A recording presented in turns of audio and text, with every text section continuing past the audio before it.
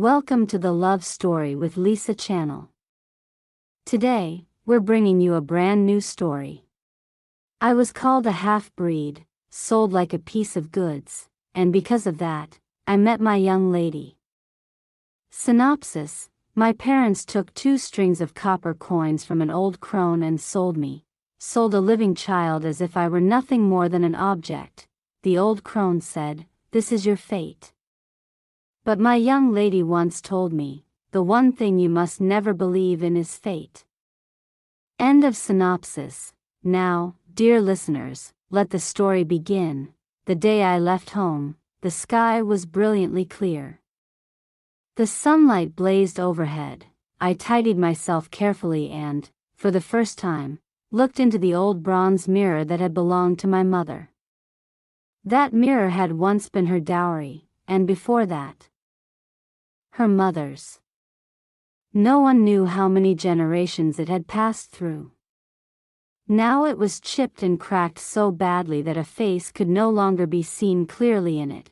If nothing unexpected happened, that mirror would follow my younger sister when she married into another poor family, unless it was pawned off first. If there were no famine years, it would continue to be passed down to my sister's daughter. I turned and spoke to my parents, who were sitting in our thatched hut counting money. "Father, Mother, I'm leaving now." They did not even lift their heads. 2 strings of copper coins. No matter how many times they counted them, the amount would not increase, and yet it was precisely those 2 strings of coins for which they sold me. A living person reduced to merchandise, a servant girl bound by a contract of sale in the hands of the old crone. The crone was my mother's acquaintance. Out of friendship, she had added 1 extra string of coins and a bolt of cloth so my mother could sew clothes for my younger brother and sister. But that sliver of sentiment brought me no blessing. The old crone rarely looked at me. When she did, her gaze was filled with disgust. I knew my status. I dared not ask for more. Several other girls and I were tied at the wrists and ankles and shoved onto an ox cart. When we arrived, we were pushed into a small courtyard. Our clothes were stripped off and burned. Then several stout women came to bathe us and comb our hair neatly. Of course, they did not serve us like young ladies. Those women were astonishingly strong. Even country girls with thick, rough skin were scrubbed until they bled. And scraping the lice clean from our hair was a torment in itself. Once we were cleaned and arranged, the old crone began to teach us rules. "Don't blame this old woman," she said. "If you must blame someone, blame your parents for selling you into a lifetime of servitude. Once the contract of sale is signed, you are slaves for life. Those contracts are in my hand. If any of you dare to run, you'll be beaten to death when caught, and even if you flee to the authorities, a runaway slave will be exiled 3,000 li, suffer every hardship, and be sent to the frontier as bonded labor, crying to heaven unheard, crying to earth unanswered. But if you learn the rules obediently, you may have a decent future. To enter a grand household and serve as a maid doing proper work, that is already the best fate you could hope for. If you fail to learn, don't blame me for being ruthless. I'll sell you to a brothel to become courtesans. That won't be my fault." After hearing her words, we all knelt at once, promising to behave and obey. The rules we had to learn were not many. Every noble household had its own regulations. If the crone taught us everything herself, no wealthy family would want to buy us. They preferred to take girls home and train them personally.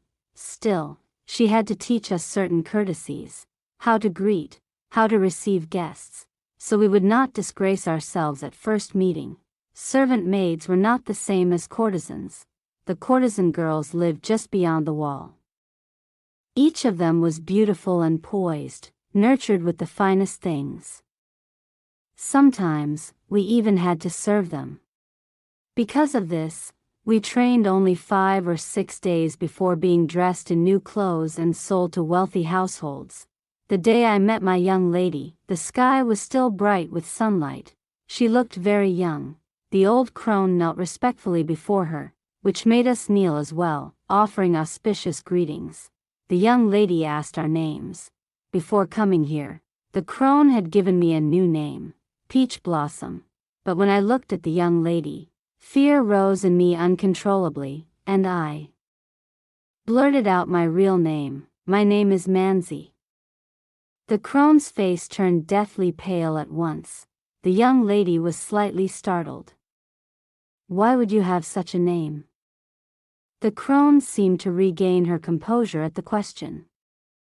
She slapped me twice immediately and said apologetically, "This girl is mistaken. Her name is Peach Blossom." "All the sisters are named Flower," the young lady asked again. "Then why did she call herself Manzi?" The crone must have known she could not conceal it. She hurriedly kowtowed. "Please forgive me, Mississippi. Manzi means she is a wild child. Years ago, her parents fled disaster and encountered bandits. They were fortunate to survive. She was born afterward. She has a tall frame. Her father was a barbarian tribesman. People all called her Manzi. In my confusion, I brought this wild child here. I will choose better next time.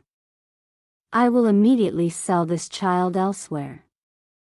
The crone's voice grew distant, like a hazy chant drifting in the wind.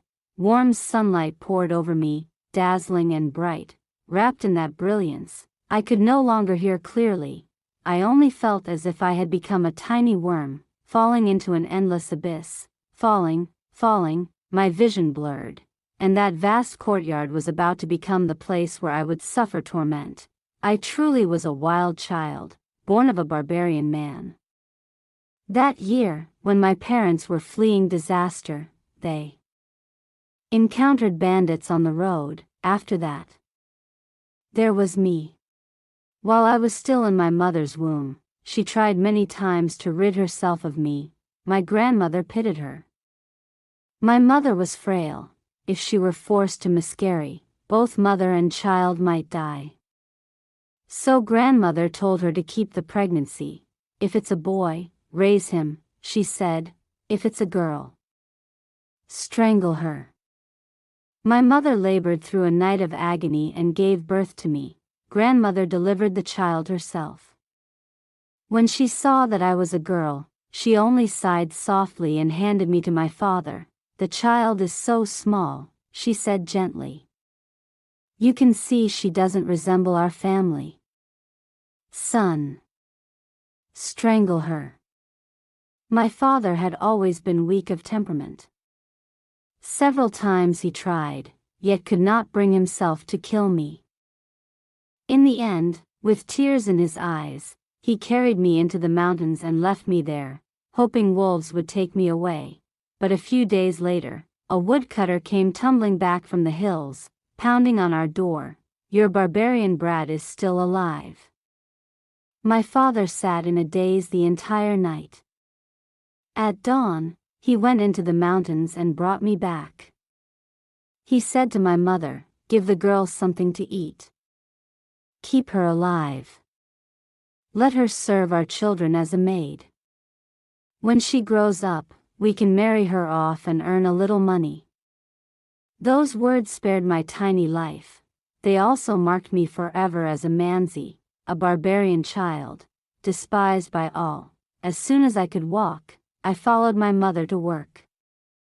When I had strength enough, I chopped firewood, tilled fields, raised silkworms, wove cloth, gathered wild vegetables, and cared for my younger siblings. By 7 years old, even children had to pay taxes. My mother and eldest aunt had tried many times to marry me off as a child bride. But because I was said to be the daughter of a barbarian, tall and strong, no one nearby dared accept me. At last, a family from afar showed interest. The head of their household came once. The moment he heard I was born of a barbarian man, he turned and left at once. Without even taking the bag of pastries he had brought, watching my younger siblings, my heart ached. If I had been born of pure lineage, perhaps I would have raised a storm like my half-sister, Shuhua. Shuhua's mother died giving birth to her. When the new stepmother arrived, she treated her cruelly and tried to marry her to an old widower who had beaten his previous wife to death. Shuhua seized a firewood pole and fought the entire household, but I was a wild child born of a barbarian. By nature, I was considered lower than the rest of the family. It was already fortunate enough that my mother did not beat me. I dared not dream of anything more. The villagers hated that my barbarian blood had forced them to flee their homeland years ago. They vented their anger on me. When I went outside, I was often bullied. Now this noble lady, surely she too despised my blood and would send me away. The young lady lowered her head to look at me. My heart trembled. My body felt numb. I caught fragments of her voice, yet could not grasp their meaning. Beneath the warm sunlight, her words struck my ears like thunder. It's fine. Let her stay. The old crone was overjoyed, thanking her profusely before leaving with the steward. The young lady stood and regarded me for a moment. The name Manzi sounds unpleasant, she said. Call her Aman instead. That is the name of a beauty. Funi, the girl beside me, gave me a shove. Only then did I come back to myself, realizing I was alive, still breathing. Seeing me dazed, Funi hurriedly pressed my head down to the ground. Thank the young lady for bestowing a name, she whispered urgently. The young lady paid us no further attention. She instructed the crone to fetch the payment. My back was soaked through with sweat, twice over. Still Funi urged me softly, speak. I can't thank her for you again. But I was useless. My forehead clung to the sun-heated bricks. I did not know what to say. In that instant, fear and regret tangled within me. Fortunately, the young lady did not look back. She entered the room herself. That night we were given quilts and mattresses. As Funi lay beside me, she whispered, "You truly have a great fate. If you ask me, you're the one who should be called Funi." Why? I asked. Funi said, "Did you think that old woman would sell us somewhere good? This is the Marquis of Boyuan's residence. I heard that not long ago, many people were beaten to death here. The blood soaked into the ground and could not be washed clean. Now the eldest young lady holds power. If you offend this female Rakshasa, you'll likely be beaten to death, and if she hadn't bought you, the crone would have taken you back. Girls like us have no bright future. We're not even fit to be cleaning maids in a respectable house. More likely we'd be thrown into the lowest brothel, living neither able to live nor able to die." My whole body trembled as I listened. Ordinary village girls, no matter how poor, were not supposed to know about brothels. The village chief's daughter, Liuya, once went to the capital with her uncle. She returned telling romantic tales of talented scholars and courtesan beauties. She had been innocent, not knowing better, but her father beat her with a stick until she lay bedridden for 2 months. From then on, brothels became a forbidden topic among girls. But Funi and I both knew what the lowest brothel meant. 2 years ago, Funi's younger brother, Insheng, had been herding cattle for a landlord. One cow suddenly went mad, ran into the deep forest, and fell off a cliff. Funi's family had to pay heavy compensation. To repay the debt, Funi's elder sister, Chow Chow, was sold into a brothel. Chow Chow had large eyes, a slender waist, and long black hair. a beautiful village girl. In the brothel she gained some renown. Funi's father would often go into the city, bringing back a few copper coins, sometimes food, sometimes redeeming pawned belongings. But last year, Chow Chow returned. She limped back on a stick, begging, once cherished for her beauty and bright laughter, admired by many. She was now sallow-faced and emaciated, like the old willow tree at the village entrance, its bark cracked and flaking at a touch. She knocked on her parents' door, begging to be let home. She said she had contracted leprosy. She said she was about to die. The brothel had wanted to bury Chow Chow alive. But the other girls gathered their own hidden savings and paid to have her expelled.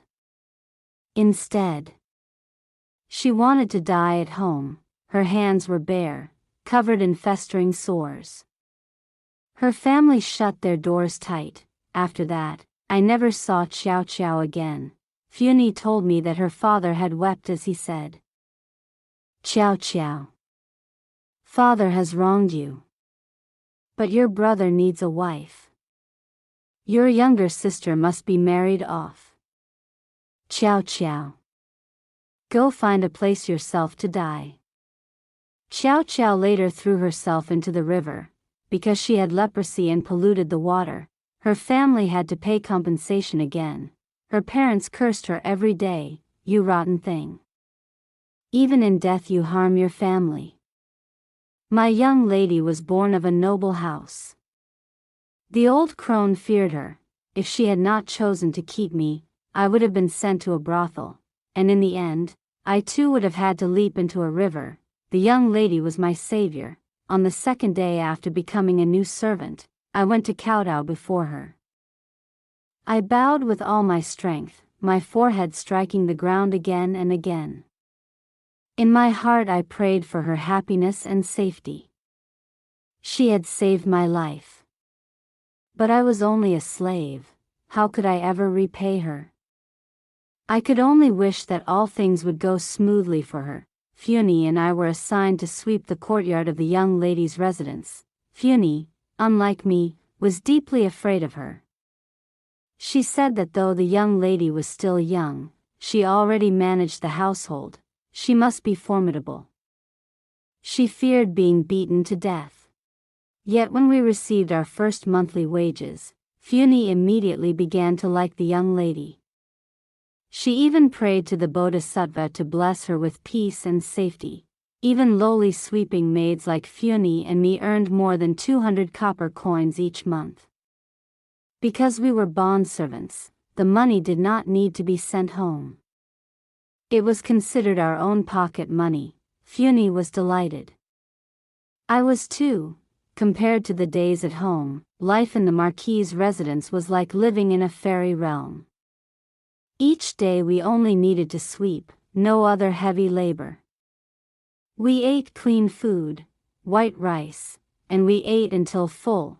After finishing our work, we learned rules and etiquette from the young lady's wet nurse. Madame Chu's hair was completely white. Her face was gentle and kind.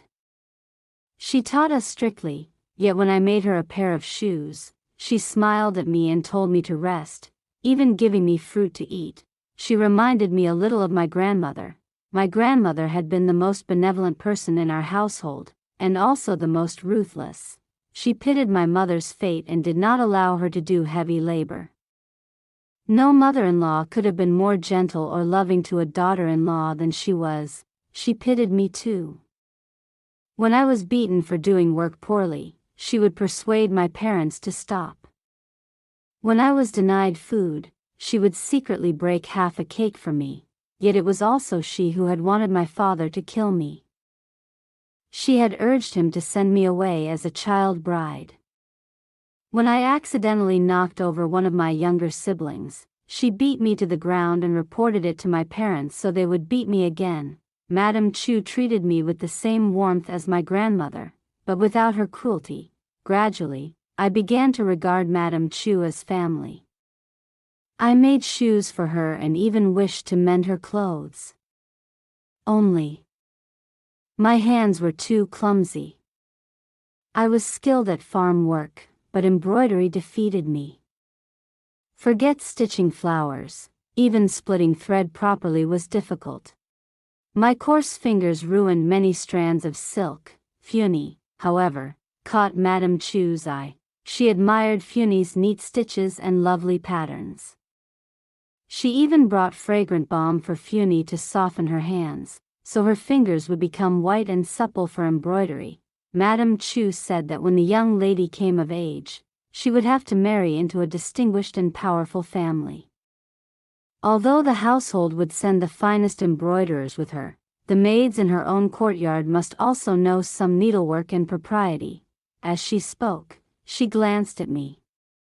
I was still eating pastries. She sighed. What household keeps a maid like you? Clumsy hands, and no willingness to learn. Then she sighed again. But clumsy can be good. Contentment can be good. One day, if you can save the young lady, perhaps that will be enough. I did not understand. Why would the young lady ever need saving?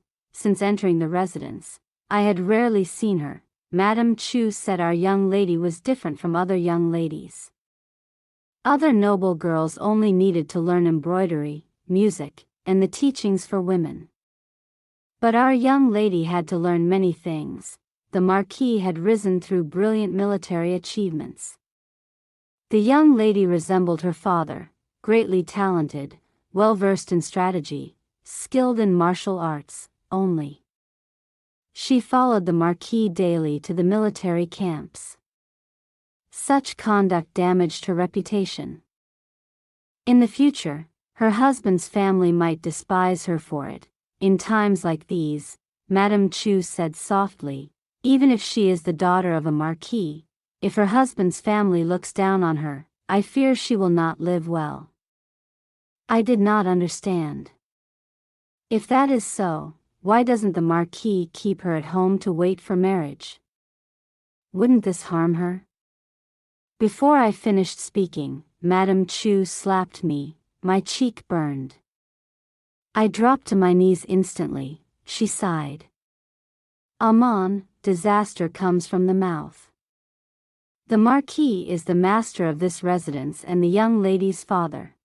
Even if the young lady acts boldly, it is not for you, a servant, to question him. If the young lady heard such words, would that not make her resentful? One day you will follow her into her husband's household. Here at home it is safe, but outside, your loose tongue could bring calamity upon her. Terrified by her stern warning, I kowtowed repeatedly. After that, I became careful with my words, never speaking more than necessary. I worked silently. Madame Chu only sighed and said nothing further. A few days later, the young lady returned home injured. She had gone hunting with the Marquis. Being young and competitive, she had ventured alone and encountered a tiger. Using the terrain, she shot the beast, but not before it struck her. One of her arms was nearly crippled. Blood soaked her clothes. The young lady glanced at the maids in her courtyard, and chose me to apply her medicine. Every maid who stepped forward to apply the medicine trembled with fear. When it was Funi's turn, her hands shook so badly that she nearly knocked over the medicine tray. Seeing her dragged away, I stepped forward of my own accord. I knelt and asked to tend to the young lady's wound. The injury was terrifying to behold. Flesh torn, blood clotted dark at the edges, yet I followed the physician's instructions carefully, spreading the ointment with steady hands. The young lady did not cry out in pain. Only now and then her breathing grew heavier. After I finished, it occurred to me that perhaps my hands had been too rough and caused her suffering. That night she burned with a high fever. I did not leave her side for a single step. For 3 days and 3 nights I cared for her. At last, the fever broke. When she awoke and saw the dark circles beneath my eyes, she asked my name. I knelt at once. This servant is Aman. I entered the residence last year and was granted this name by a young lady. She seemed to remember. After a moment, she said, "From now on, you will serve in my chambers." This time, I did not need Funi to remind me to give thanks. Funi was jealous. To serve inside the young lady's rooms was a great blessing, higher wages, greater respect. But I felt only worry. I could not read well. My hands were clumsy. I could manage heavy labor, but how could I handle the refined duties within the young lady's chambers? The young lady knew this, yet said nothing. She instructed me to make the bed, fold the quilts, serve tea, pour water. Making the bed and folding quilts I did well. But serving tea, I did not know how to read expressions. Flustered, I sometimes brought it too cold, sometimes too hot. The young lady said nothing, but poor Madame Chu, already advanced in, had to teach me how to brew tea properly, how to observe etiquette. Because my pouring was inelegant, she struck me lightly with a switch more than once. Fortunately, I resolved to improve. I learned quickly and was scolded less. Gradually, perhaps because I spoke little and worked swiftly, the young lady entrusted me with more tasks. Under Madame Chu's guidance, I learned a few characters and could read a little on my own. The books I bought outside with Madame Chu were mostly storybooks. My literacy was limited, many passages I could only guess at. After reading, I would retell the tales to Funi and the other girls. They laughed until they nearly toppled over, while I blushed red to the ears. The young lady grew quickly, like a bamboo shoot after spring rain. She often took me hunting. Normally I remained inside the tent preparing tea and water. If she was injured, I dressed her wounds. One day, after returning from a hunt, she seemed distracted. By accident, her horse trampled part of a field. She dismounted, looked at the ruined crops for a long moment, and ordered that the farmer be summoned. She prepared to offer silver in compensation. The farmer approached hesitantly. When I saw him, it felt as though I had fallen into an icy pit. It was my father.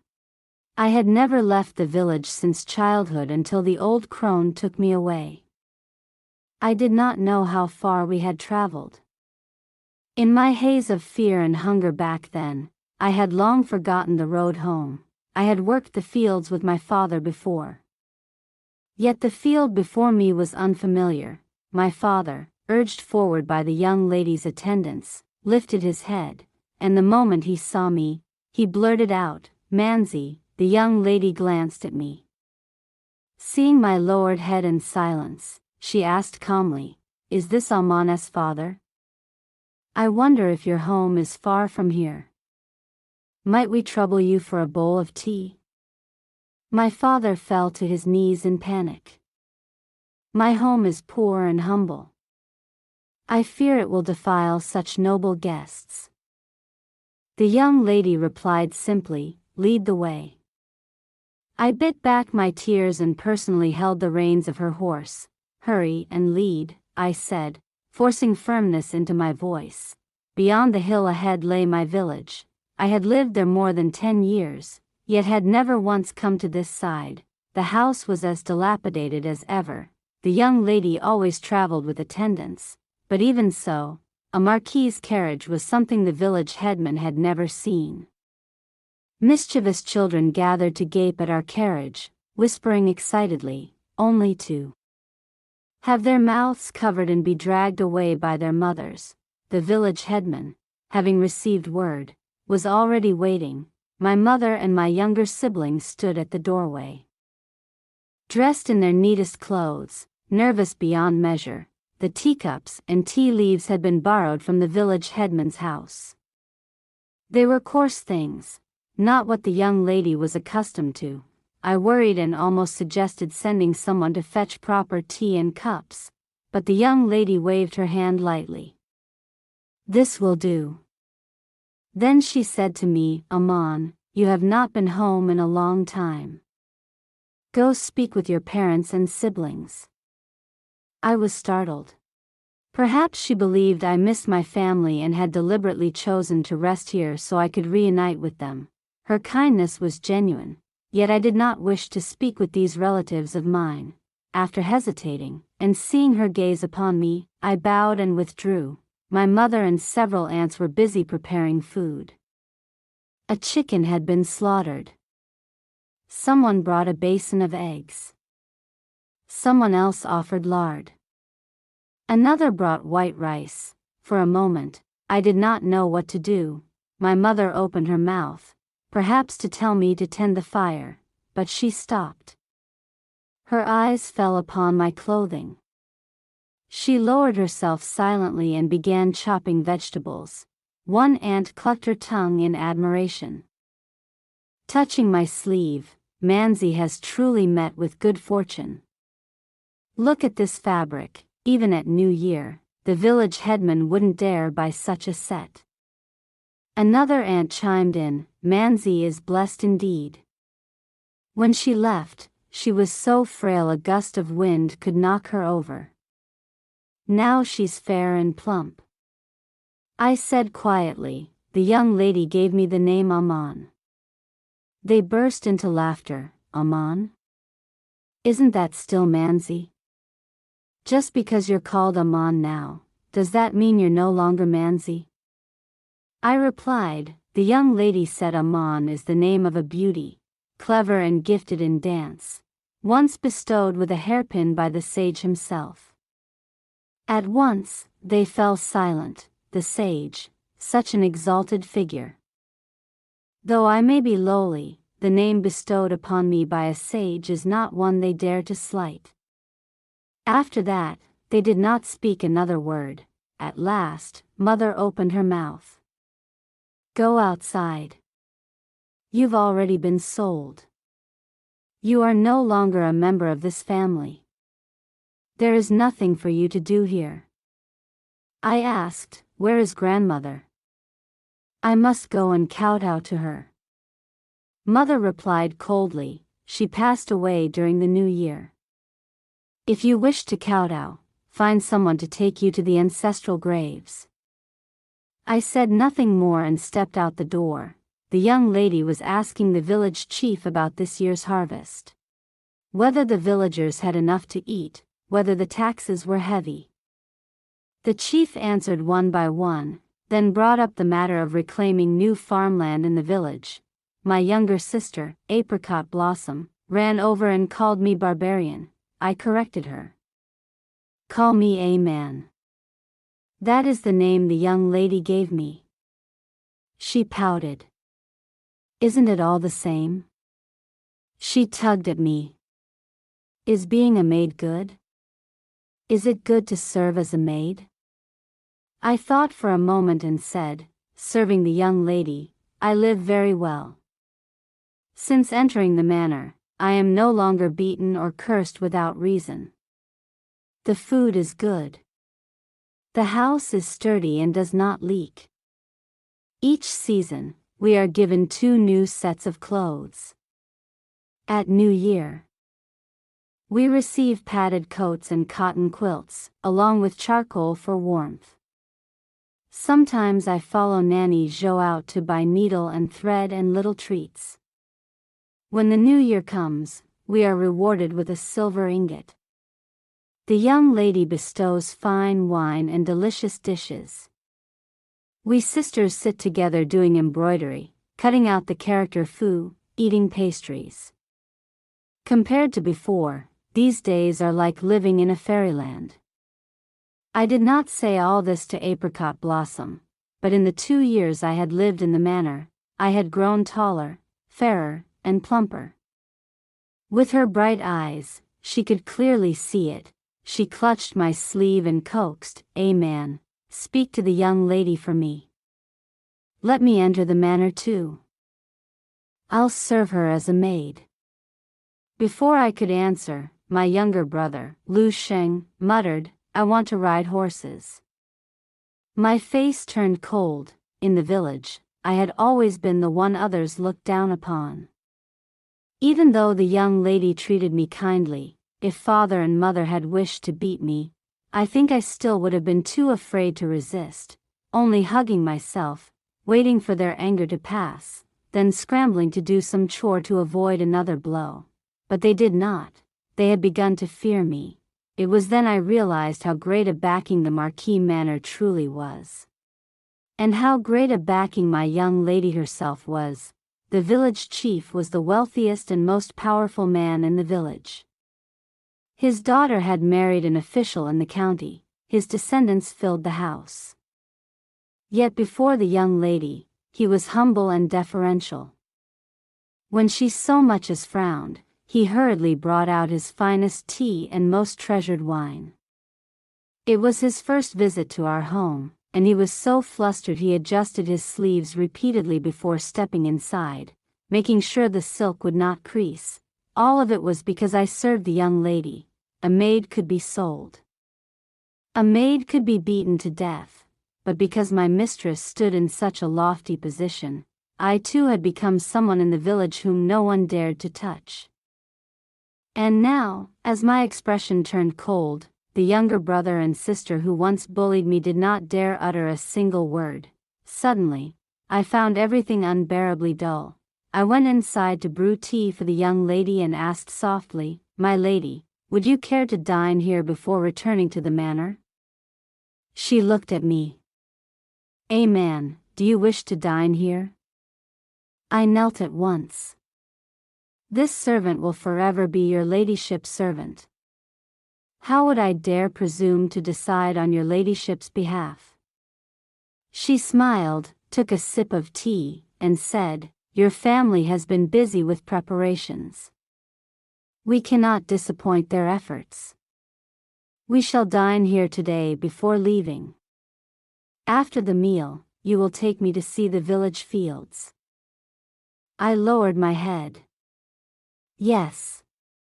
The meal was rich with oil and meat, plenty of fish and pork, yet it still could not compare to the fare at the Marquis Manor. The young lady did not disdain it. After eating, she indeed wished to inspect the fields. The villagers had reclaimed a fair amount of land, but the soil was barren, the grain yield poor. Added to that were the taxes. The villagers' lives were far from easy. After looking around, the young lady said nothing. She left behind some silver and instructed the village chief to distribute it among the households, easing their burden of taxes and grain tribute. I calculated the amount. It was enough to allow the villagers to live in peace for a year. When we returned to the manor, I gathered the savings I had accumulated over the past years, and asked the young lady for an advance of a year's wages. Then I went back to the old house and placed the money upon mother's bed. She did not look at the silver. She only looked at me. "Mother," I said, "take this money and consider it as though you never gave birth to me." She spoke softly, "Your brother and sister need a future." I answered, "The words you spoke to the matchmaker that year, I heard them all." That year, the matchmaker came to the village to select a few sturdy girls. "Our family will send Apricot Blossom," mother had said. "Better she serve as a maid in a noble household than stay in the countryside eating coarse grain and wild greens." That night, for once, the oil lamp was lit. Under its dim glow, the matchmaker grasped mother's hand and said, "We have some acquaintance, you and I. I would not send your Apricot Blossom into a pit of death. The Marquis Manor looks grand, but not long ago one of the master's concubines was beaten to death. Many maids were wrapped in mats and carried out. When I went there, the blood in the courtyard would not wash clean with water. Your Apricot Blossom is pretty and soft-tempered. If she goes in, will she survive?" Mother had replied, "Her father is bedridden with illness. We need to send Apricot Blossom to earn some money, perhaps to marry into a better house." The matchmaker had said, "Do you not have another daughter? The one called Manzi? Send her instead." Outside the room, beneath the moonlight, I had been shelling beans, waiting for third uncle to take them to market at dawn. The next day, Mother handed me a set of clothes and told me to follow the matchmaker into the city. I said, "Mother, I do not resent you. I only wish I could have had a clean and proper status like Apricot Blossom. But I can never return now. From this day forward, please consider it as though you never bore me." The young lady had the coachman take me back. I stepped outside and climbed into the carriage.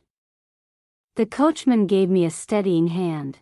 Apricot Blossom sat blankly on the doorstep, staring at me. Lu Xing walked silently behind the carriage. When we were nearing the city gates, the coachman halted the horses and said, "Man, your younger brother is still following." I stepped down. Lu Xing's face was flushed red, as though he wanted to say something. "Go back," I told him. The boy looked as if he were about to cry. I shook my head. My brother and sister were naive, ignorant of the world. Because of our parents' attitude, they understood that I could be bullied. Yet they were not like father and mother, who beat and cursed me. In their bones was father's weakness, mother's selfishness. They did not like me. Now and then they mocked me. But they had never truly tormented or humiliated me. I would not help them, but neither would I harm them. Now my brother had come after me. I did not know why. It was not as though he had only just learned today that I was his sister. And if he wished to rely on me, that did not seem likely either. Even the Prime Minister's gatekeeper holds the rank of a 7th-grade official, but I was only a maid. What could he possibly seek from me? I said to the coachman. I have sold myself into servitude. I belong to the Marquis Manor. He is not my brother. The coachman sighed and flicked the reins. The wheels crushed a fallen leaf, rolled over a small stone, carrying me farther from the old house, carrying me toward the place that was now my home. That night, I returned and reported to the young lady. She was bathing. In truth, the young lady was not beautiful like other noble ladies. She trained on horseback year-round. Her skin was not white as snow. Her waist was not slender. Her hands bore calluses. The bones of her legs were shaped differently from ordinary women, but she was better than other noble ladies. Those ladies spoke in soft, delicate voices, forever lowering their heads to read others' expressions, timid as quails. The people in the manor were careful about such matters. I suspected it had something to do with the concubine who had once been beaten to death. The young lady rarely allowed attendance while bathing. Later, because I did not fear the scars upon her body, because I dared to look directly at her wounds while applying medicine, she permitted me to help dry her. Steam filled the chamber. She soaked in the bath, gazing at a flower arranged in a vase nearby. I did not know what flower it was. Perhaps Lan Xiao, who swept the rooms, had picked it and set it there. I knelt before her. She said, "I had long guessed your family did not treat you well. Today I went out of my way to give you face, to send you home in honor. Why, then, are you still unhappy?" The tears I had suppressed for years suddenly spilled down. Before her calm, steady gaze, I told her everything. I spoke of the vicious stepmothers, of the wolves in the mountains, of the time I followed father to reap the rice and cut my hand with the sickle, how I cried and was kicked to the ground because he found my wailing irritating. I spoke of mother leading strangers to the house to sell me as a servant, or as a child bride, of stones hurled at me, of the curses, bastard child, of Qiao Qiao's death, of Willow Leaf becoming a constable's wife, of Plum Blossom being seized as a concubine by a 60-year-old landlord, only to be beaten to death, of the time I went to gather firewood and lost my way, a beast, wolf or tiger, I could not tell, chasing me for half the path. I had been a wild child. Even when pricked by needles, I did not know pain. Yet as I told these stories, I nearly cried myself senseless more than once. The young lady listened quietly. From time to time she interrupted, asking me to clarify, to repeat certain parts, to add details. That night, she slept upon her bed, I slept on the floor in her chamber. The next day, she summoned Fuer and handed her 2 taels of silver, instructing that Fuer and I return home to arrange Qiao Qiao's burial. Fuer took the silver and went home. She pressed her parents, demanding to know where they had thrown Qiao Qiao's body. Her mother only wept. Her father was furious at first, but eventually said they had cast her into the mountains. Fuer used the silver to purchase a coffin the village chief had once made for his own mother. It was solid, heavy, crafted from fine wood. At first, the chief was pleased to sell it. But when he learned it was for Qiao Qiao, his face darkened immediately. Fuer invited a geomancer to choose a burial site far away and bought the land. What if someone digs her up if she's buried in the village? She said, Qiao Qiao had long since rotted away. Only bones remained, not even a full skeleton. Fuer searched for a long time and found only 2 fragments of bone. She knelt on the ground, wrapping soil in a handkerchief, whispering, "Sister's soul, follow us." She invited monks to chant sutras. The chanting rose and fell like ocean waves, like a lullaby heavy with sorrow, surrounding us without a single gap. As I shoveled earth, I asked Fuer, "Are there truly souls in this world?" Fuer did not answer. When the funeral ended, we prepared to return to the manor. It was then that I saw Apricot blossom. Softly, she said, "I also wanted to walk a stretch of the road to see her off." She looked at me. "Aman, you are truly fortunate." Qiao Qiao was fortunate too. Suddenly Fuer flew into a rage and slapped Apricot blossom hard across the face. "You say Aman is fortunate?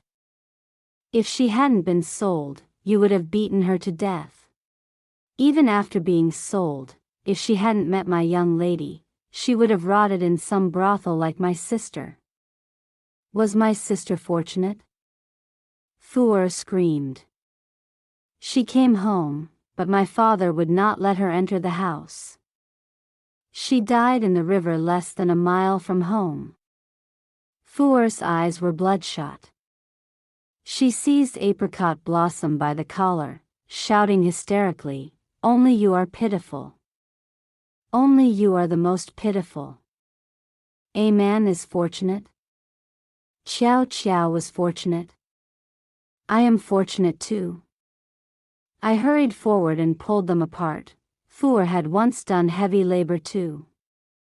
But after 2 years in the young lady's courtyard, learning needlework, her skin had grown fair and her hands soft and delicate.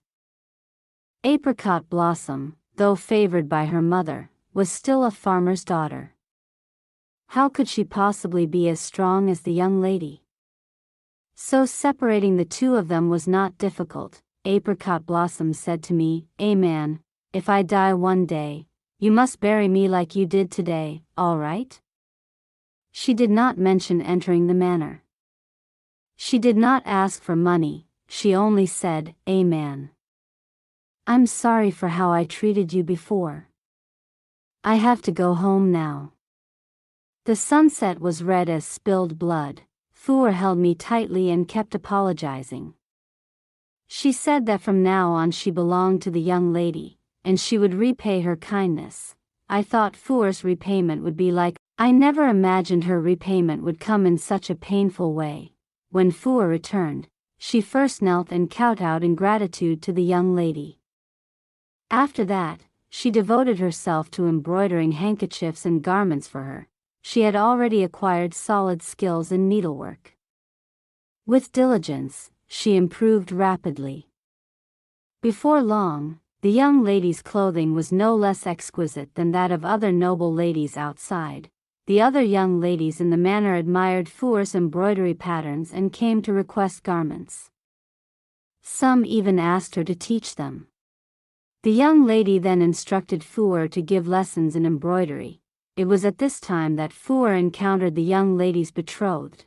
They said he was surnamed Xiang, a celebrated young nobleman throughout Yu province.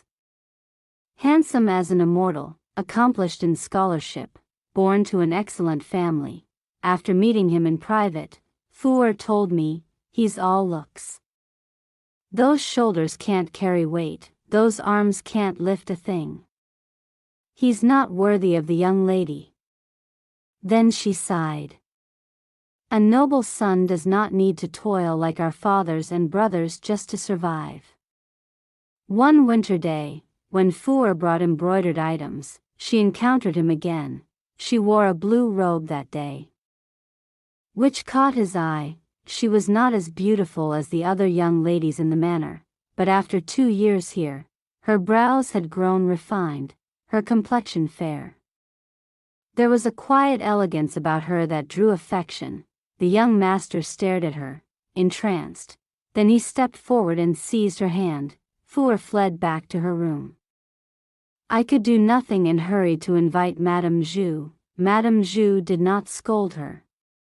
She only sighed, lifted Fuer's chin, and said, "In the future, when you follow the young lady in marriage, becoming a concubine will be your blessing." Fuer struggled violently. She was unmarried. Though she had studied rules and propriety for 2 years, she had never encountered a man. She did not understand that noble wives often presented their maidservants to their husbands as concubines to demonstrate virtue. Fuer seized a pair of scissors and slashed a line across her own face. "I will not betray the young lady," she cried. "I will not be someone base." At the time, we all knew that taking concubines was common. What we did not understand was that providing concubines for one's husband was also considered a wife's duty. Fuer believed only that the young lady's future husband had taken a liking to her, and that this would be a betrayal. So she chose to scar her own face. She was not well read. She spoke rashly, angering Madame Zhu, who struck her twice with a switch. Yet in the end, Madame Zhu still had to give her medicine to stop the bleeding. Thanks to the young lady, the manor's medicines were plentiful. When the young lady returned and heard what had happened, she was furious. Fuer entered to see her while the anger had not yet subsided. The young lady hurled a teacup. The fine porcelain cup rolled twice across the floor without breaking. Cold tea splashed over Fuer, making her tremble. "What is this?" the young lady demanded. "Am I so terrifying that you must carve your face to avoid my anger?" Fuer knelt on the ground, silent. I was the one who explained everything in detail. After listening, the young lady let out a cold laugh and said nothing more. The next day, however, she was punished by the Marquis with the family discipline. Madame Zhu wept in anguish. I applied medicine to the young lady's wounds. This had never happened before. She was the legitimate daughter, cherished since childhood. The other young ladies were gentle and compliant. Only she was permitted to practice martial arts, often accompanying the Marquis outside. Yet now the Marquis had been enraged to such an extent. The young lady said calmly, "I merely paid some men to cause trouble at a brothel, and had Xiang Sanlang thrown from the upper floor." Madame Zhu's sobs caught in her throat. My hand stilled as I applied the salve. After a moment, I asked softly, "Young lady, you did this to seek justice for Fuer?" "Of course," she replied. I said, "Fuer and A Man are both lowly maids. You should not have done this." She gave a cold smile. "We are all human, born of parents. That Xiang Sanlang indulges in pleasure and dares to tarnish the reputation of someone who belongs to me. A Man, I despise him." Madame Zhu said nothing. When Madame Zhu made thick winter shoes for the young lady, I always stayed by her side. Threading needles, lighting lamps, softening fabric. Though the manor employed professional embroiderers, Madame Zhu insisted on crafting the shoes herself. They were warm and soft, more attentive than even a birth mother's care. She bit off the thread, handed the shoes to me, and told me to try them on. Her gaze was gentle. It was a tenderness and compassion I had never known. Under that gaze, I felt awkward, as though immersed in warm water. From my bones spread a tingling sensation, unfamiliar and overwhelming. She stroked my hair. "Aman," she said softly, "you are loyal. If one day the young lady faces danger within the inner residence, you must take her away, even at the cost of your life." I hurriedly knelt, yet did not know what to say. When I opened my mouth, tears fell one by one. She spoke gently, "Good child." Madame Zhu did not survive that autumn. It was the 3rd year since I entered the manor. And the 2nd year since, when the new Marchioness entered the household. Madame Zhu stroked the young lady's hair and spoke earnestly. "Fu is skilled in embroidery and will bear children easily. If the young lady does not conceive, take her in as a concubine for the Lang Jun, and let her give birth to an heir. Lan Xiao is clever and capable in managing affairs. The young lady dislikes trivial matters. Let Lan Xiao assist in overseeing the household. I have trained Dan Yun and Bai Yu well. They are beautiful, pure, and loyal. If the young lady does not win her husband's favor, elevate them as concubines to keep control of the inner court." Then she pointed at me. "A man is loyal. Young lady, treat her well. If one day you are confined within the inner residence, a man will remain faithful to you, even at the cost of her life." She began to weep. "Since the day you were born, you have been in my arms. I raised you, protected you, taught you to walk. Young lady, you are the only child I have. You must live well." The young lady replied softly, "I know." Madame Zhu forced a smile. After a long while, her eyes suddenly widened. She called out in a faint voice, "Ayu." The young lady grasped her hand tightly, knelt beside the bed, and choked out, "Ayu is here." Madame Zhu seemed reassured. Her voice grew distant, "Ayu, I made you 2 pairs of shoes. Go try them on, see if they fit." A faint smile touched her lips. "Ayu, I see A Lang. And my child who passed away. Ayu, I must go find them." At last, the young lady's tears fell. "Go," she said gently. "Do not keep them waiting too long." Madame Zhu's funeral was conducted with the utmost solemnity. A renowned geomancer selected an auspicious burial site. The coffin had long been prepared from precious wood. The quilts and bedding were sewn from fine silk. Burial ornaments were complete and lavish. Everyone in the manor whom she had once helped came to bid her farewell. The young lady personally donned mourning cloth. Even the Marquis and his wife came to burn incense. The servants all said that if one could live as Madame Zhu had, served faithfully by one's master until the end of life, and after death honored with such a grand funeral, then that was true good fortune. After she was laid to rest, the young lady stood in Madame Zhu's room for a long time. I gathered her belongings. Then I knelt before the young lady and asked her to grant me a surname. She looked at me in surprise. "Do you not like the name Aman?" I shook my head. "The name Aman is very good. But I wish to have a surname." The young lady gave me a second life. "Please grant me a surname, so that when I descend to the underworld, I will not be a wandering ghost without roots. She asked, did your parents not give you a surname? I pondered for a long time before answering, no. I was a discarded child. Naturally, I did not follow my father's surname. Besides, I do not even know what my father's surname was. Now that I have learned some characters, I only know he may have been surnamed Wang. But I do not know whether it was Wang written one way or another. Whichever it was, I do not wish to bear it. The young lady sighed. In truth, Madame Zhu was not originally surnamed Zhu. Her husband bore the surname Zhu, so everyone called her Madame Zhu.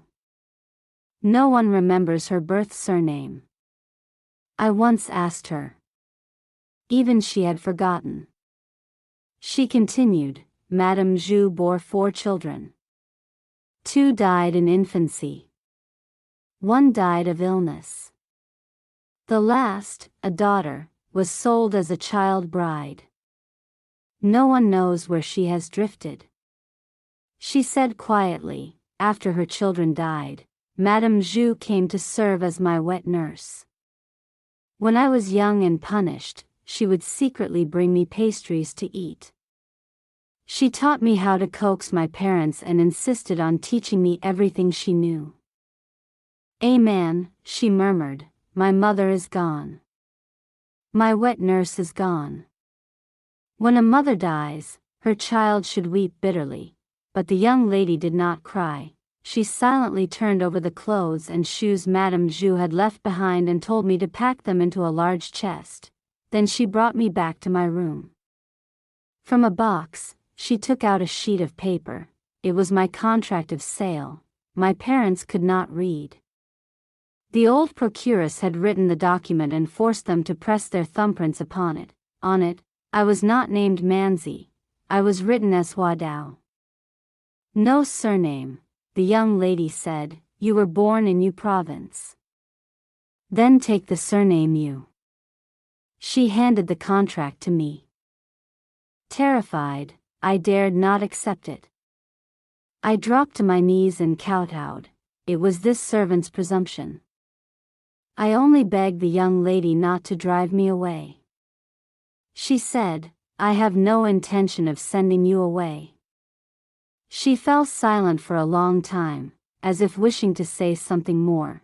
In the end, she said nothing, only placed the contract in my hands. The first snowfall of winter came. It was also the day of the young lady's coming-of-age ceremony. She and the second young master were twins, yet their temperaments were entirely different.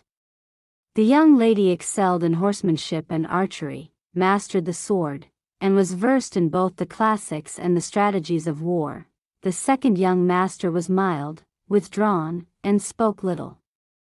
He did not compete for attention. I followed the young lady everywhere and had met many noble sons because of her. But this was the first time I truly looked at the second young master. His hair was black as ink, his skin pale as snow. There was a frail, almost sickly air about him. Today was also his birthday, yet because the young lady stood above her siblings, and because a young woman's coming-of-age ceremony was a momentous event, the banquet centered entirely upon her. The Marquis of Boyuan's residence was the most distinguished family in Yu province. The coming-of-age ceremony of the eldest daughter was a grand occasion among the nobility, and yet the young lady told the Marchioness that she did not wish to host a lavish river banquet, only a simple family feast would suffice. I did not understand. While pouring tea for the young lady, I finally dared to voice the question that had been weighing on my heart. She answered calmly, the realm is in chaos. There is drought, locust plagues, pestilence, and unrest among the troops. Aman, I do not wish to hold a coming-of-age ceremony. I could not help but protest. But those matters belong to the great ministers and officials. If Miss does not wish to be extravagant, even the silver saved would not reach the suffering common people.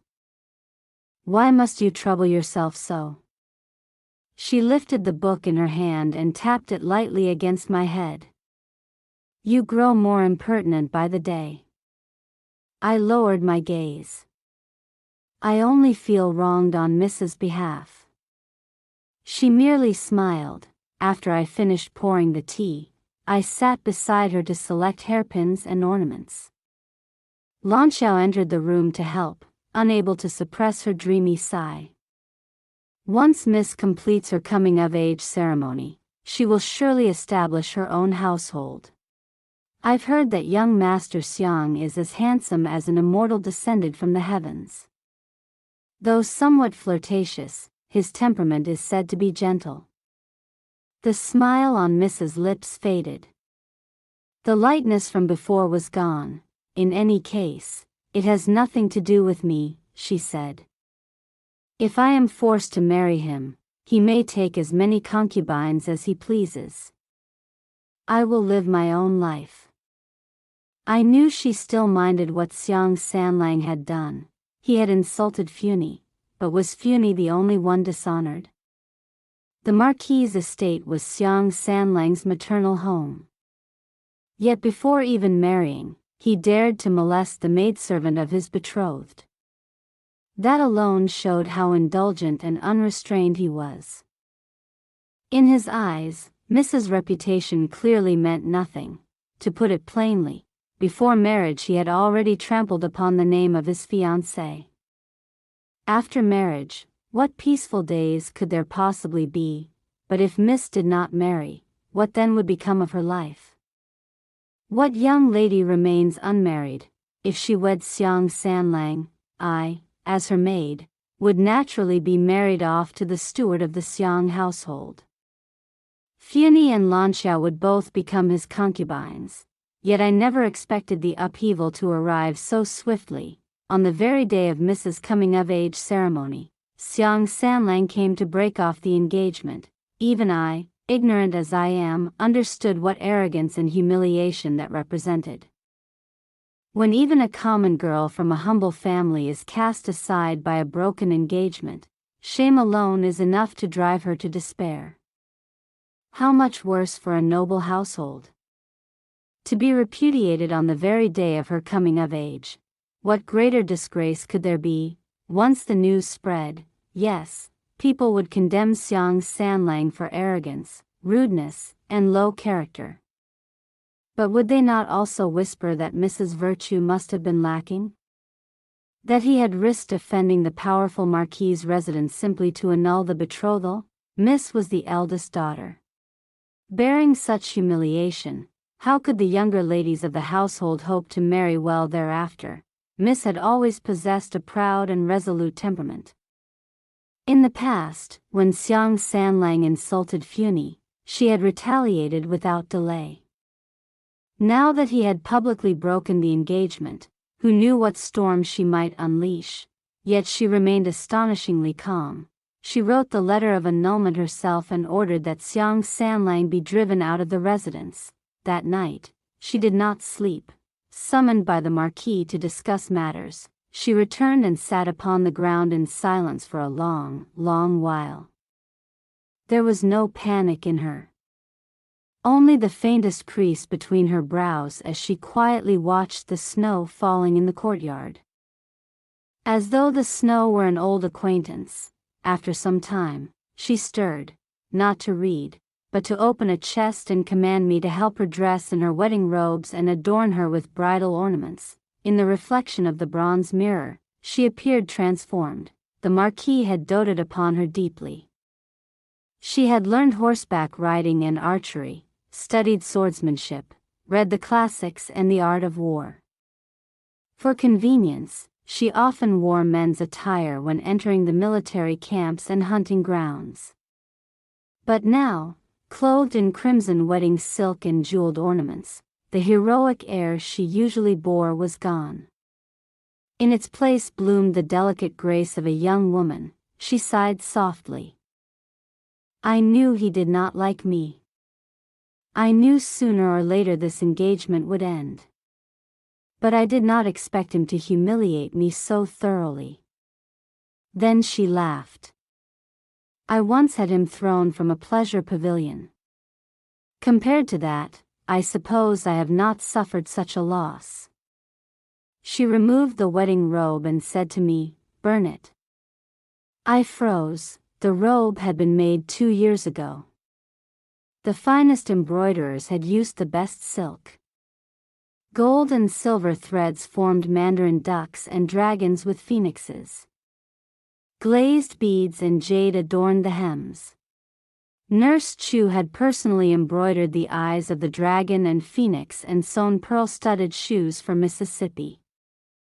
Every stitch carried the tender hopes and unspoken reluctance of a mother preparing her daughter for marriage, yet Miss ordered it burned. Seeing my hesitation, she herself cast the crimson robe into the brazier. Flames licked hungrily at the red silk.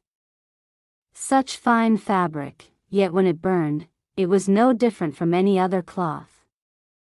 Red turned to black in the firelight. Miss extended her hands toward the warmth. I sat beside her, biting my lip. The snow outside had ceased, yet the room felt bitterly cold. Colder still was my heart. I am only a maid of the inner court. I have read few books, learned few characters. Though I often followed Miss outside the estate, I never acquired her intelligence nor her keen eye for judging men. But however dull I may be, I could sense that a storm was approaching. Xiang Sanlang was indeed born into a noble family. Yet he held no official post, was not the eldest son, and could not inherit the family estate. He was but an ordinary man, fond of flowers and beauty, indulgent in pleasure, reckless in conduct, and my young lady. She often entered military camps and rode beyond the city walls. Though her reputation among idle tongues had suffered somewhat for it, she remained steadfast as ever, but when one considered it carefully, she was the eldest daughter of the Marquis's residence, the child most cherished by the Marquis himself. The Marquis held immense authority in Yuezhou. Her elder brother was gifted and outstanding. To speak plainly, this marriage was Xiang Sanlang climbing far above his station. The Meng Marquis's household and the Xiang family were old family friends. Even if they truly wished to dissolve the engagement, for the sake of both families' dignity they should have chosen an auspicious day, allowed the heads of the two houses to confer, and only then made the decision. How had it come to this?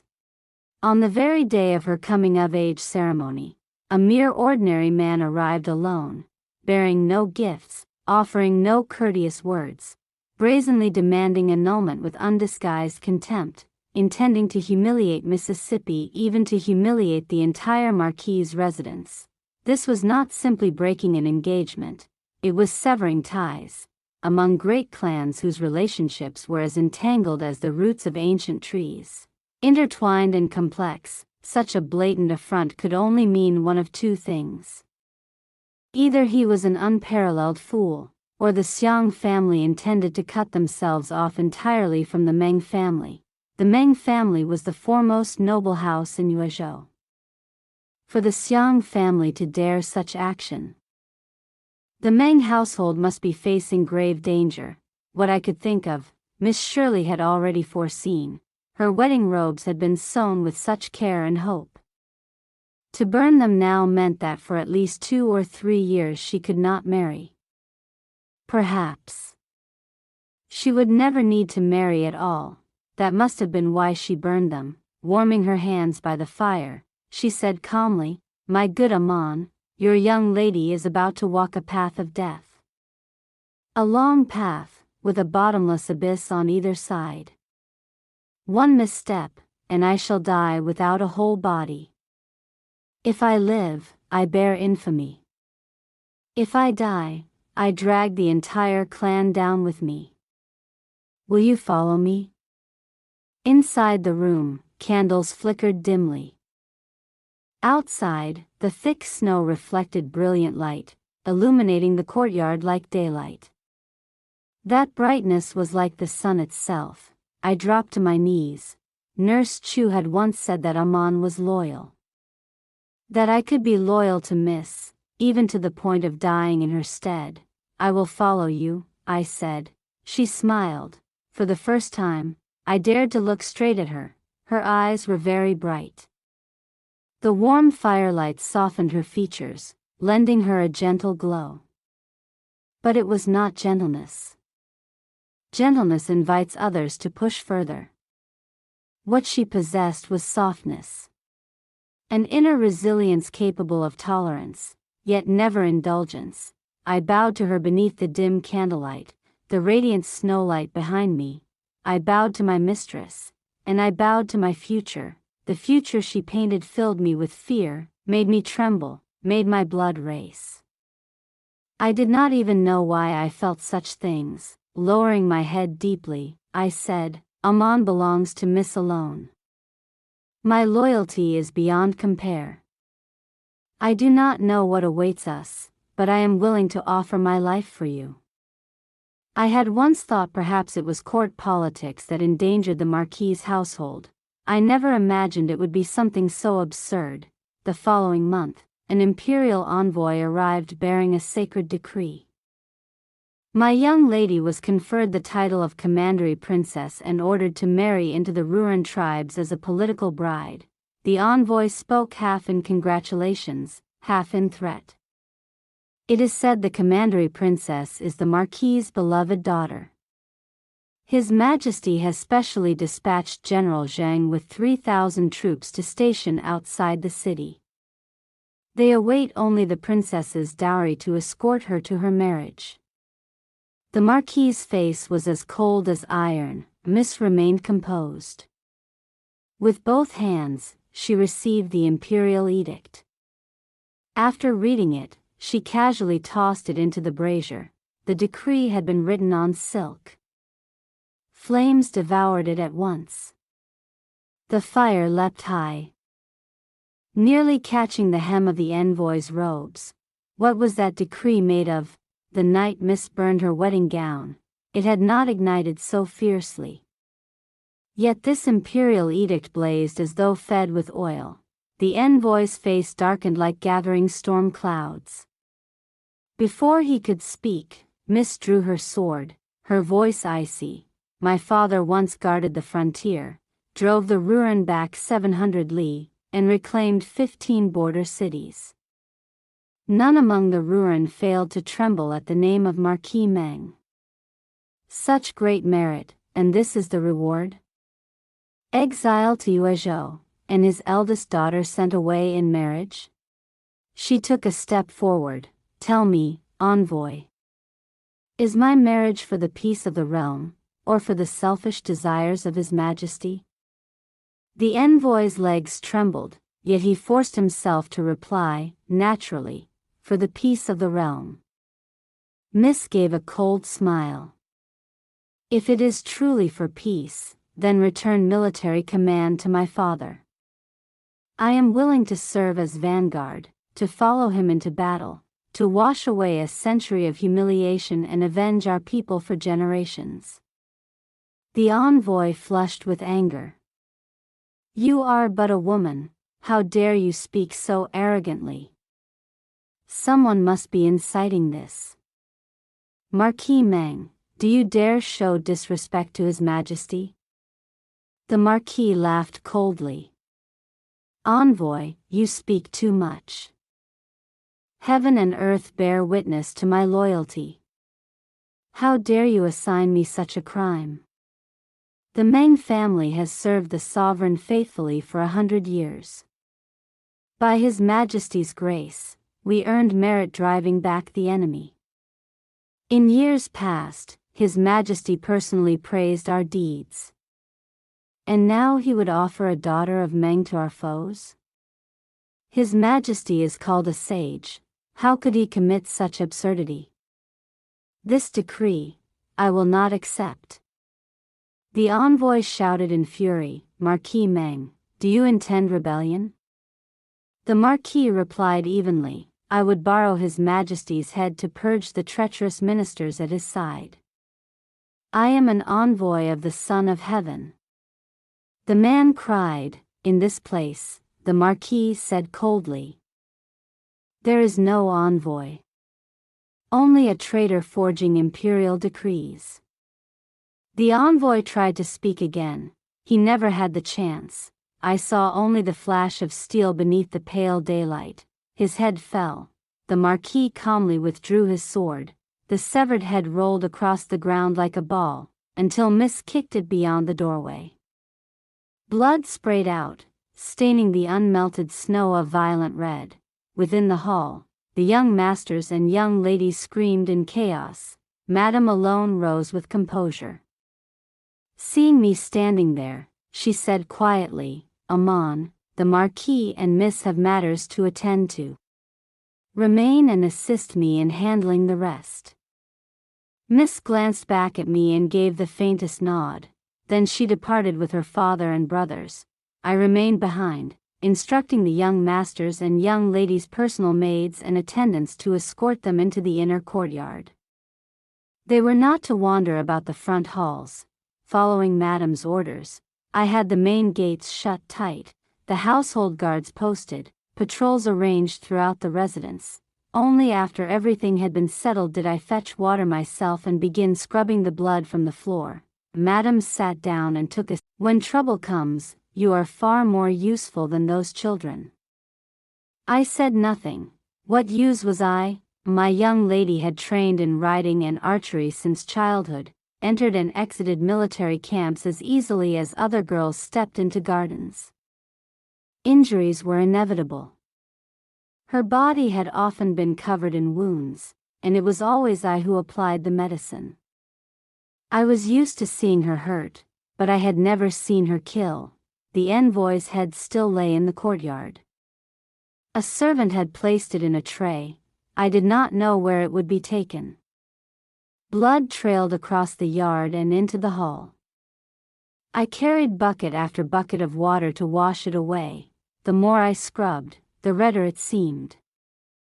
The more I wiped, the filthier it became.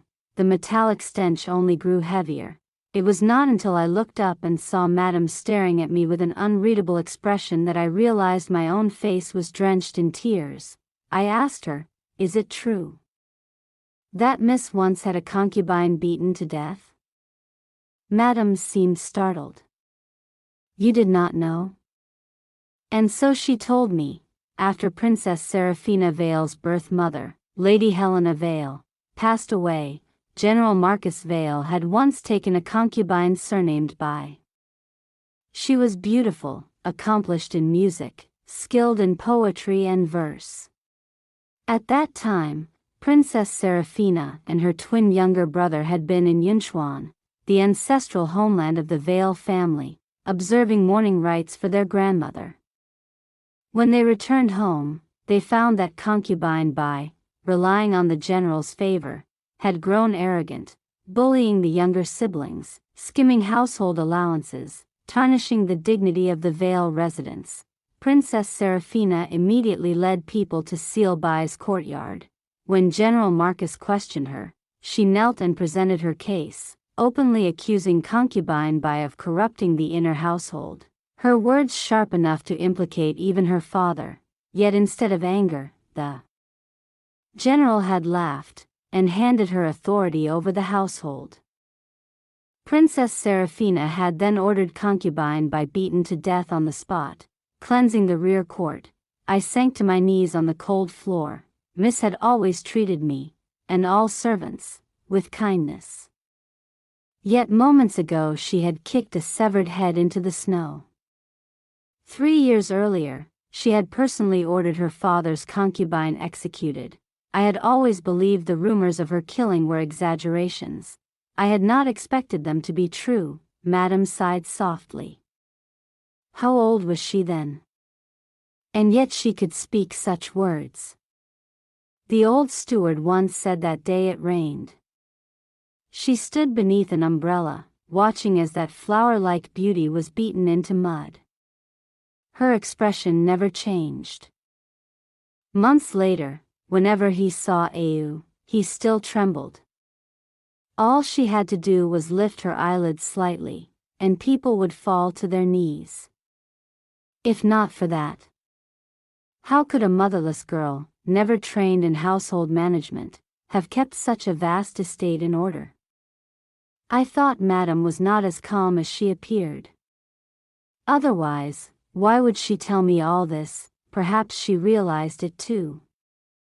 She lowered her head and drank her tea in silence. I wiped away my tears and bowed. This servant will take her leave. It is cold. I will prepare hot tea for Mississippi. Madame nodded.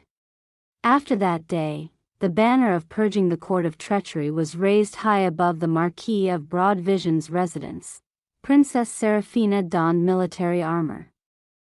She and the eldest young master commanded the forces still loyal to General Marcus Vale. Many times I wanted to ask her, was it worth it? After entering the Vale household, I had often accompanied her outside.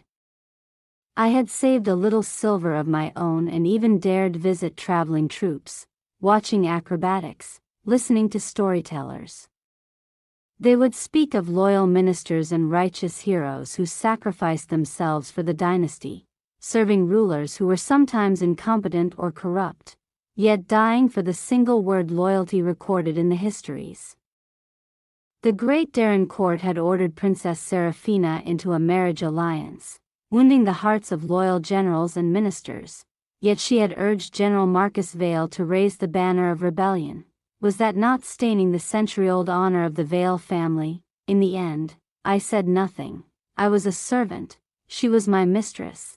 If she faced danger, I would give my life to save her. If she died, I would follow her in death. She might not be loyal to the throne, but I would be loyal to her. Princess Seraphina was a woman on the battlefield. Blades had no eyes, injuries were inevitable. I followed the army, tending her wounds when needed, but she had been born fierce and formidable. Rarely did she require my care. In quieter times, I busied myself, helping prepare meals, sorting medicinal herbs, mending torn uniforms. War was not constant. Often she would pause to rest, receive officials sent by General Marcus, pay courtesy visits to powerful families, inspect the living conditions of the common people, or work through the night at the yamen. She was not always invincible. Though exceptionally talented, she was still young. On the battlefield she was majestic and commanding. Yet within the administrative halls, faced with endless trivial matters, she sometimes found her will outrunning her ability. The older officials who had escaped the purge dared to play petty tricks against her. In idle moments they muttered sarcastic remarks. I trembled with anger but did not dare argue. I could only swallow my resentment, clench my teeth so she would not notice, and return in silence, cursing them in my heart. I wished those officials would soon commit some grave mistake, be caught by miss, and thrown straight into prison. But I could never imitate her composure. I always believed that in her heart she despised them as well. Yet outwardly she remained humble and gentle. Even when they made things difficult for her, she would smile, just enough. She would wait until they had finished their petty obstruction, and only then calmly ask how the matter might be resolved. Perhaps noticing my sour mood, she set down her book and asked how I had been lately. I should not have revealed my feelings. She was already burdened with affairs of state. My trifling emotions would only trouble her further. Yet when I looked into her eyes, I do not know why, but all the grievances in my heart spilled out at once. She laughed softly and told me to light the lamps. They make things difficult for me, she said, for 3 reasons. First, I am a rebel and traitor in name. Though they have surrendered to me, serving a rebel sits uneasily in their hearts. Second, I am young and hold a high position. It is hard for them to be convinced. Third, I am a woman. A woman wielding such authority is, in their eyes, contrary to the natural order. So their resentment and obstruction are only to be expected. I said, but I feel wronged on your behalf. She smiled. What is there to feel wronged about? They cling to their pride while submitting to a so-called traitor, humiliating their own sense of nobility. They look down on my youth, yet cannot avoid teaching and advising me. They dare not defy my orders. They resent that I am a woman, yet they cannot refuse to respect me. I may live with difficulty, she continued lightly, but they suffer more than I do. I will finish learning and one day raise my head high. They, however, must endure under my hand for the rest of their lives. In the long run, they are the ones more miserable. She, who was usually so composed, blinked at me mischievously and asked, Aman, are you still worried for them? I could not help but smile in return. Suddenly, a thought struck me. Before I could think it through, I blurted out, then do they dislike your highness because of your status? Or because you are a woman? The moment the words left my mouth, I froze. She froze as well. After a long while, she said quietly, it matters not what they dislike. They must endure it regardless. Why trouble ourselves with such thoughts? I felt awkward and could not stay any longer. I slipped out to boil tea. The days of campaigning were not easy, yet she was full of vigor.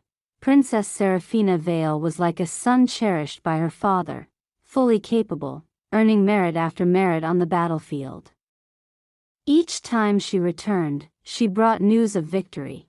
Those officials who had once looked down on her still did not yield in their hearts, but they could not, in good conscience, claim she was incompetent. They were even forced to praise her achievements. Their faces reddening as if swallowing bitterness. There were also pedantic scholars, drunk on their own righteousness, declaring loudly that she must have stolen her subordinates' merits, deceived her superiors and the people. A woman like her, they said, would one day face retribution. But they were not the only ones who could speak. Officials could speak, scholars could speak, wronged prisoners could speak, oppressed widows could speak, orphans and the elderly taken into charitable homes could speak. Taxes were reduced, roads were repaired, the prices of rice and meat fell. The poor could afford plain clothing. All of them said the same thing. Princess Serafina was good. She had accomplished what the great Derincourt had failed to do, and yet, for such a good princess, many disliked her, and for such a good princess, many loved her. When I was sold into the Vale residence, the old crone who brokered the sale said it was the best fate I could possibly encounter. I disliked that woman, but she had been right. It was the best fate I could have met. I had never dared dream that one day Princess Serafina would break through the capital of Yongan, that General Marcus Vale would ascend the throne as the new emperor, that she would become a princess in truth. I was freed from servitude and became a close-ranking female official in the princess's household. Though I was not a court official with grand titles or resounding achievements, I was an inner palace officer with a proper name, a registered position, and an official stipend. Just as in the past, no one would have imagined that a girl of such lowly blood as mine could live in fullness and security. Nor had I imagined I would one day serve as an official within the princess's residence. Yet before I could truly enjoy this new life, before I could hold my head high in the princess's estate, before I could take my saved silver and wander the capital's markets, watch traveling performers, taste the snacks of Yongan, she led me straight to the frontier. The emperor held a grand banquet in the Hall of Supreme Harmony. That very night, the Ruran forces breached Yenshan Pass. I trembled uncontrollably. That night Princess Serafina returned, set her affairs in order, and prepared to depart for the border. I wanted to stop her. I should have stopped her. What was so good about the frontier? The barbarians there were cruel and savage. They took pleasure in killing, ate human flesh, drank human blood. They hunted the people as prey, used human bones as drinking vessels and instruments. In the past, when she went to war, her father and elder brother stood behind her. No matter how perilous the situation, she was never alone. At the very least, General Marcus Vale and the eldest young master would ride to her rescue. But now, if she met danger at the frontier, who would save my princess? And yet, I said nothing. She was a woman of great ambition. Whether or not for fame and merit, she could never bear to watch foreign armies trample our lands, to see the rivers and mountains shattered, to witness the humiliation of the people. Late at night, the frost lay heavy. I lay within her chamber, unable to sleep. She looked up from the memorial edict His Majesty had sent. Seeing the worry written plain across my face, she spoke softly, "Go to sleep." That was the last carefree smile of the young lady in my memory. From that night onward, she walked through storm and blood. She slaughtered the new ran on the frontier and sank and rose within the treacherous tides of court for decades. Step by step, she climbed, lifted high into the clouds, only to be trampled down into the mire.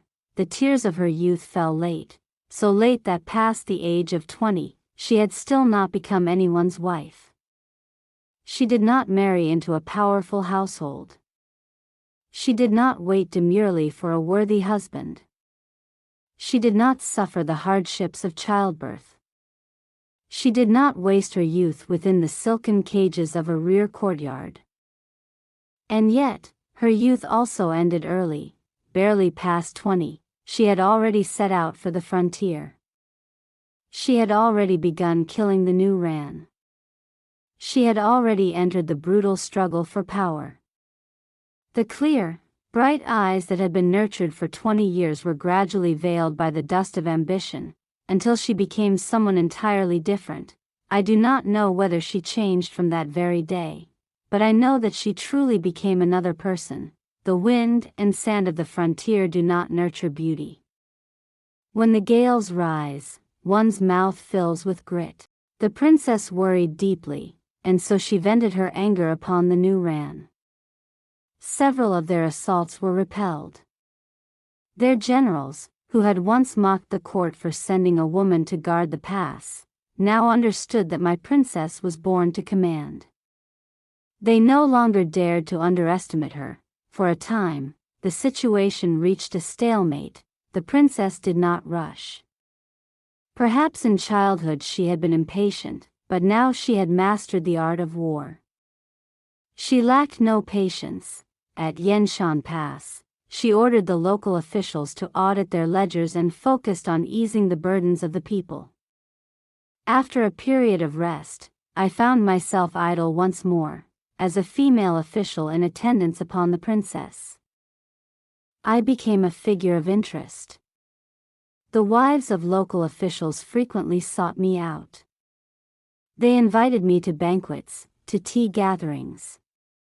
Those who wished to draw closer would ask me to embroider with them, to exchange stories, but I understood very clearly, they were all women of noble birth. Even those from humbler origins were not of servile stock like me. They associated with me only because of the princess behind me. I was never at ease. Whenever such occasions arose, I would think of Lanqiao. Though reduced to servitude, she had once been the daughter of a distinguished household. Even as a maid, she was composed and dignified, far more capable than I. The princess did not restrain me. Seeing my gloom, she simply said, "Find something to occupy yourself." What could I do? At most, I could arrange meals or pour tea. With more leisure at hand, I began to wander. It was through those wanderings that I found my way into the military camp. In her earlier campaigns, the princess had promoted a physician surnamed Bai. He had originally been an aging soldier, dragged back into service despite his years. After many twists of fate, he came under the princess's command. He knew a little about bone setting, and by chance had once treated her injured leg. Later, she promoted him, forcing him to study medical texts, to taste countless herbs. Years in the army eventually forged him into the chief military physician. Physician Bai followed the princess to the frontier. The borderlands lacked medicine so desperately that his hair began to fall out in patches. Since I knew him and was in good health, I often accompanied him into the hills to gather herbs.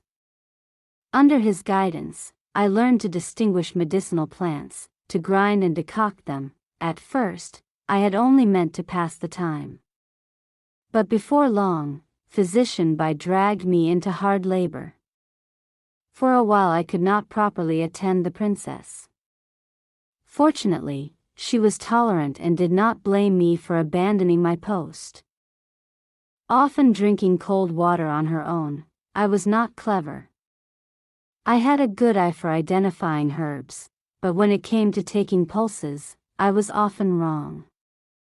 Physician Bai would fly into a temper, striking my palms with either a pestle or a weighing rod.